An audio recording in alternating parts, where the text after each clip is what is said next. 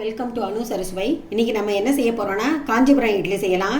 அது சூப்பரா இருக்கும். நல்ல எல்லா மிளகு ஜீரகம் எல்லாம் போட்டு உப்பு காரம் எல்லாம் போட்டு ரொம்ப சூப்பரா இருக்கும். சாப்பிடுறதுக்கு டேஸ்டா இருக்கும். அது எப்படி செய்யறதுன்னு பார்க்கலாம்.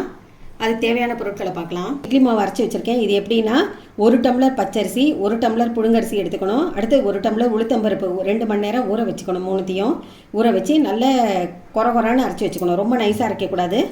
கொரகொரன்னு இட்லி கரைக்கிற மாதிரி அரைச்சி வச்சுக்கணும். இந்த மாதிரி அரைச்சி வச்சு இதை 8 மணி நேரம் வச்சு புளிக்க வச்சு எடுத்து வச்சுருக்கேன் மாவு. இப்போ இதுக்கு தாளித்து கொட்டுறதுக்காக பொருட்களை பார்க்கலாம். கடலைப்பருப்பு 2 டீஸ்பூன் எடுத்து வச்சுருக்கோம்.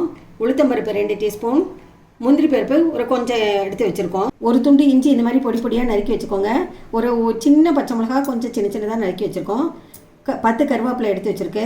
1/2 டீஸ்பூன் மிளகு, 1 டீஸ்பூன் ஜீரகம் எடுத்து சின்னதாக கொரகொரன்னு அரைச்சி வச்சுருக்கோம். அடுத்தது 1/2 டீஸ்பூன் சுக்கு பொடி எடுத்து வச்சுருக்கோம். இதை இப்போ எப்படி சேர்க்கறதுன்னு பார்க்கலாம். ஸ்டவ் பற்ற வச்சு கரண்டி வச்சுக்கலாம். நெய் விட்டுக்கலாம். நெய் விட்டு முந்திரி பருப்பை போட்டுக்கலாம். நெய் விட்டுனா வாசனையாக இருக்கும். இதில் எடுத்து வச்ச முந்திரி பருப்பை இதில் போட்டு வறுத்து அதில் சேர்த்துக்கலாம்.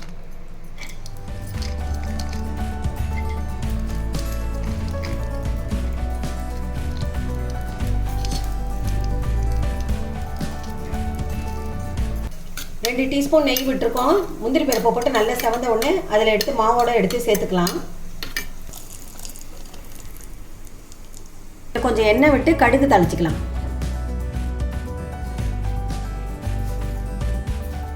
அரை டீஸ்பூன் கடுகு போட்டிருக்கோம். கடுகு வெடிக்குது. எடுத்து வச்ச கடலைப்பருப்பை போட்டுக்கலாம் 2 டீஸ்பூன். உளுத்தம்பருப்பு 2 டீஸ்பூன்.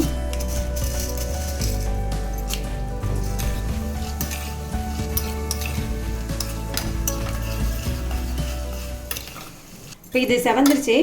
இதோட வந்து மிளகு ஜீரகம் பொடி பண்ணதை வச்சு இதுலேயே போட்டுக்கலாம். சூட்டோடையே போட்டுக்கலாம். போட்டுட்டு பெருங்காயத்தூள் 1/2 டீஸ்பூன் போட்டுக்கலாம். இப்போ இந்த இதெல்லாம் மாவோட சேர்த்துக்கலாம்.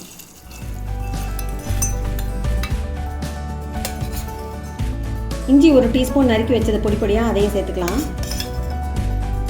பச்சை மிளகா கொஞ்சம் நறுக்கி வச்சுருக்கோம், அதையும் போட்டுக்கலாம். 1/2 டீஸ்பூன் பச்சை மிளகா. கருவேப்பிலை கொஞ்சம் எடுத்து வச்சது அதை கிள்ளி போட்டுக்கலாம் சின்ன சின்னதாக. சுக்கு பொடி 1/2 டீஸ்பூன் எடுத்து வச்சுருக்கோம், அதையும் போட்டுக்கலாம். இப்போ எல்லாமே போட்டாச்சு. இப்போ இந்த மாவை நல்லா கலந்து விட்டுக்கலாம்.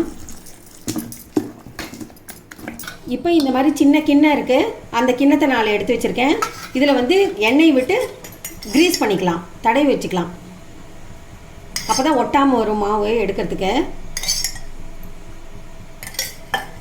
இப்போ கலந்து வச்ச மாவை இந்த கிண்ணத்தில் ஊற்றிக்கலாம். இந்த கிண்ணத்துக்கு 3/4 பதத்துக்கு ஊற்றுங்க.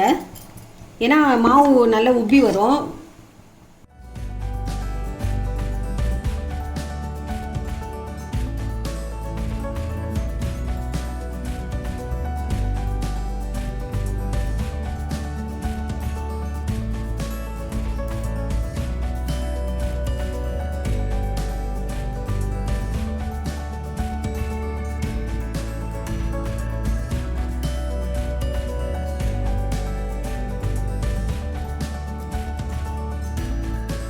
இப்போ ஸ்டவ் பற்ற வச்சு இட்லி பானை வச்சுருக்கேன். இந்த தட்டு மேலே வச்சுருக்கேன். இப்போ நம்ம ஃபில்லப் பண்ணதை மாவு போட்டதெல்லாம் இதில் ஒன்றா வச்சுக்கலாம். கப்பை